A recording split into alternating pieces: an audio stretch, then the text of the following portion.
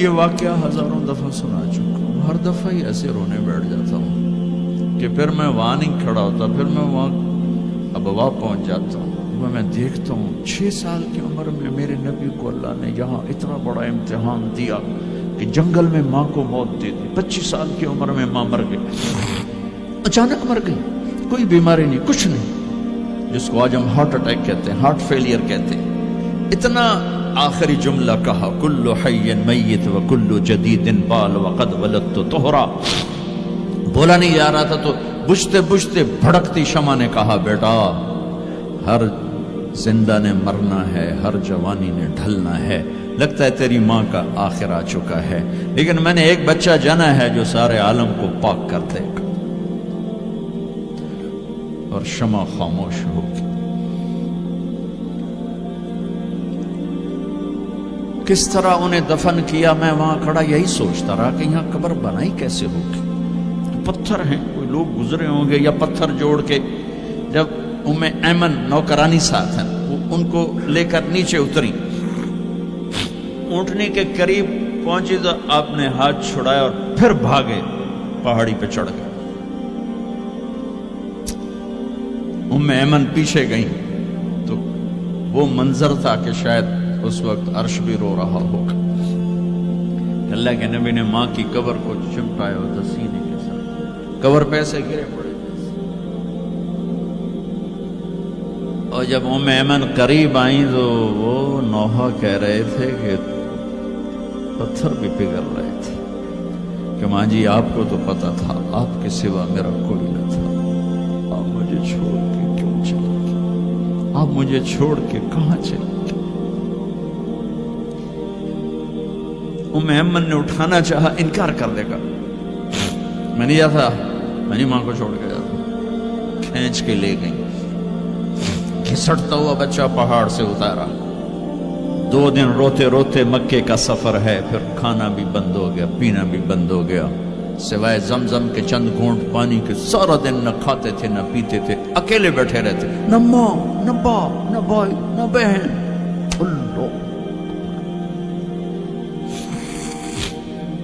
57 سال کے بعد ماں کی قبر پر پہنچے اور قبر کے سرہانے آ کر بیٹھے، گوڈے اوپر اٹھائے اور ہاتھ یہاں رکھے اور سر گوڈوں میں دیے، جیسے چھوٹے بچے رونے کی پوزیشن بناتے ہیں۔ یہ چھوٹی جگہ میں دکھا نہیں سکتا، اور پھر جو رونا شروع کیا، اتنا روئے کہ ساری داڑھی سارا سینہ آنسو سے بھر گیا، جیسے کوئی معصوم بچہ، جیسے 6 سال کا محمد رو رہا صلی اللہ علیہ وسلم، اتنا روئے کہ وجود ہل گیا، اور پھر فرمایا کہ میں آگے نہیں جاؤں گا، میں رات یہیں رہوں گا۔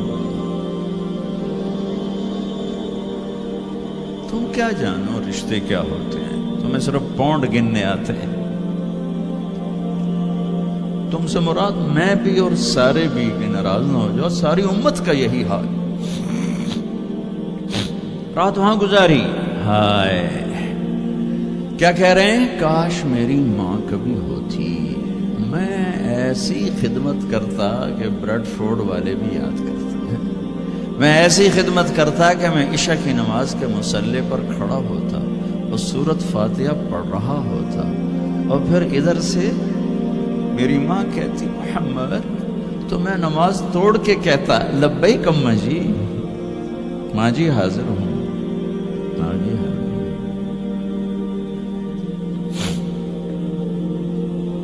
مچھلی کھانا چھوٹا گناہ ہے، شراب بیچنا بڑا گناہ ہے، سود کھانا بڑا گناہ ہے، ڈرگ بیچنا بڑا گناہ ہے، چوری ڈاکے ظلم و ستم کیا امت نہیں کر رہی، بے گناہ قتل، جھوٹے الزام، تہمتیں،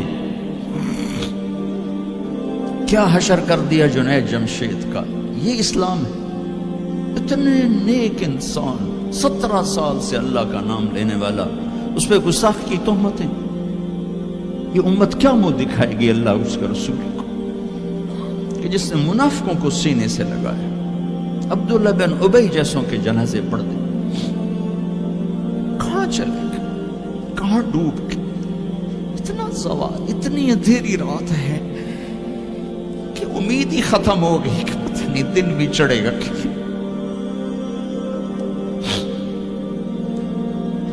دین کے نام لینے والے جب دین کو ذبح کرنے پہ آ جائیں, ممبر پہ بیٹھنے والے جب نفرتوں کی آگ بھڑکانے لگے, کس سے غلطی نہیں ہوتی. ایک پاک انبیاء کی ذات ہے جن کی زبان پہ اللہ بولتا. باقی طارق جمیل روزانہ مجھے 40 سال ہو گئے بیان کرتے ہوئے, میں خطا نہیں کروں گا تو اور کیا کروں گا. مجھ سے پوچھو تو صحیح, میں غلطی سے کہہ گئے, جان بوجھ کے کہہ گئے, ہو سکتا میں نے غلطی سے کہہ دیا. اللہ نے توبہ رکھی ہے, کفر کی توبہ. میرے میں درد سے بول رہا ہوں, زوال ہے, زوال خوفناک زوال ہے. جب ممبر پہ بیٹھنے والے دین سے اتنے دور چلے گئے. طلحہ نے نبوت کا دعویٰ کیا اور لڑائی کی صحابہ سے. عکاشہ بن محسن جیسے بدری صحابی کو شہید کیا, اتنے بڑے مقام کے صحابی کو شہید کیا. اور حضرت عمر کے زمانے میں توبہ کرنے آیا, آپ نے گلے لگا لیا, توبہ تو سب کفر کے نبوت کے دعوے. میرا اللہ کہتا میں تو ہر بیان میں کہہ رہا ہوں کہ دھرتی گناہوں سے بھر کے ایک دفعہ کہو یا اللہ میری توبہ, تو اللہ کہتا جاؤ سب معاف کیا. یہ میں زوال بتاؤ. آج امت کتنی پستی میں چلی گئی ہے, کس قدر فرقہ واریت نے ایک اجتہا کی شکل اختیار کر لی ہے. ایک دوسرے کو سلام کرنے سے کہ کافر کافر کافر, کتے خنزیر. میرا نبی ایسے بولتا تھا. میں انسان ہوں, بول رہا ہوں, بولتے بولتے کوئی غلط جملہ بول سکتا. گستاخی کا جان بوجھ کے کرنے والا یقیناً دارہ اسلام سے عمل چھوڑنے سے آدمی کافر نہیں ہوتا. گستاخی کرنے سے, نماز چھوڑنے سے کافر نہیں ہوتا, گناہگار ہے. نماز کی گستاخی کرنے سے وہ دارہ اسلام سے نکلتا ہے, لیکن اس کے لیے بھی توبہ کا دروازہ کھلا ہوا ہے. لیکن یہ کتنا تعصب ہے, نفرت ہے کہ ایک آدمی کی 17 سال کی پاک زندگی کو ایک غلطی پر کفر بنا دیا. یہ گراوٹ ہے, زوال ہے. ہمیں بندر خنزیر بنانے کے لیے فرقہ واریت ہی کافی تھی. اس کملی والے کو دعائیں دو جس نے حسن حسین کو ذبح ہونے دیا. تمہارے لیے ہاتھ اٹھا, میری امت کے ساتھ کیا کرے گا, پوچھ کے ہو. اور وہاں سے جواب آتا ہے ساتھ دوں گا. ایک لمحہ جہاں سانس کا تار ٹوٹتا ہے, اس کے اگلے لمحے طارق جمیل ہٹ کر میت آ جاتا, مولانا ہٹ کے ڈیڈ باڈی آ جاتا, ہاتھوں سے اٹھا کر زمین کی تہ میں دبا کے واپس آ کر. کسی کو یاد نہیں ہوتا کوئی ماں تھی جو راتوں کو تڑپتی تھی, کہیں بھی کوئی یاد نہیں کرتا کہ کوئی تھا, کسی کو یاد نہیں آتا ہے. یہ بے رحم دنیا کا بے رحم قانون ہے. لہذا جنہوں نے بے وفائی کرنی ہے ان کے لیے اس وفاؤں والے اللہ کو نہ چھوڑو. جنہوں نے بے وفائی کرنی ہے ان کی وجہ سے وفاؤں والے محمد مصطفیٰ صلی اللہ علیہ وسلم کا دامن مت چھوڑو. جس دن اللہ کے سامنے پیش ہونا ہے وہ میری آپ کی عزت اور ذلت کا فیصلہ ہے, کامیابی ناکامی کا فیصلہ ہے, بلندی اور پستی کا فیصلہ ہے, جنت اور جہنم کا فیصلہ ہے.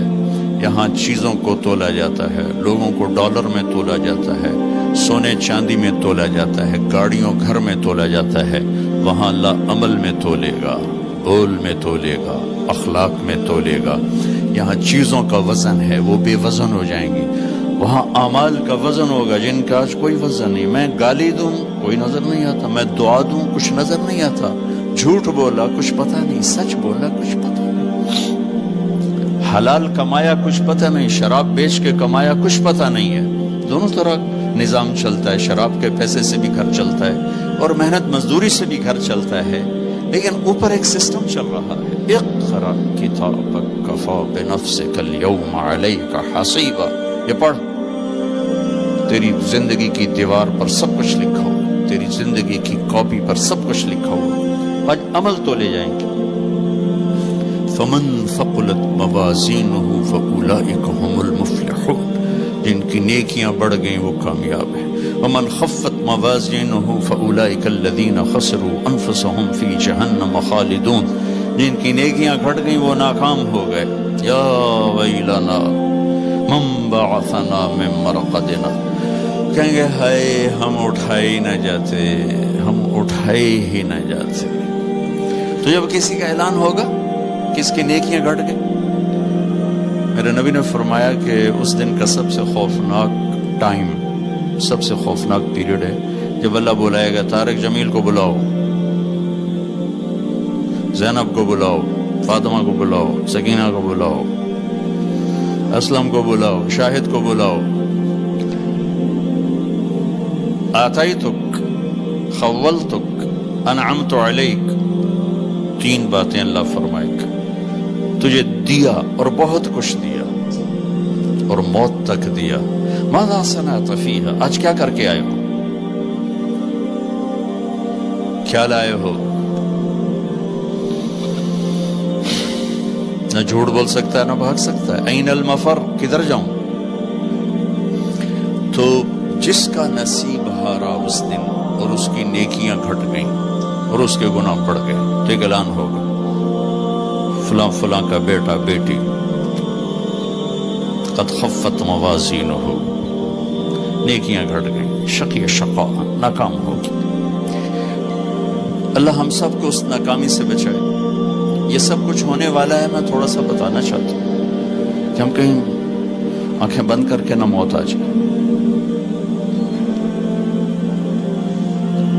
جب اس کی نیکیاں کم پڑیں گی تو مرد ہے یا عورت، اللہ کا اعلان ہوگا خذوہ، گرفتار کر لیا جائے۔ یہاں پولیس آتی ہے، ادھر سے پکڑ دو، یہاں ہاتھ کر لے۔ اللہ کی پولیس آئے گی، یہاں سے نہیں پکڑیں گے، مجھے دیکھیں، یہاں ہاتھ ڈالیں گے، یہاں ایک فرشتہ یہاں ہاتھ ڈالیں گے، یوں کرے گا، یوں، یہ سارا جبڑا نکل کے وہاں تک چلا جائے گا اور ایسے گرے گا کلا بازیاں کھا تو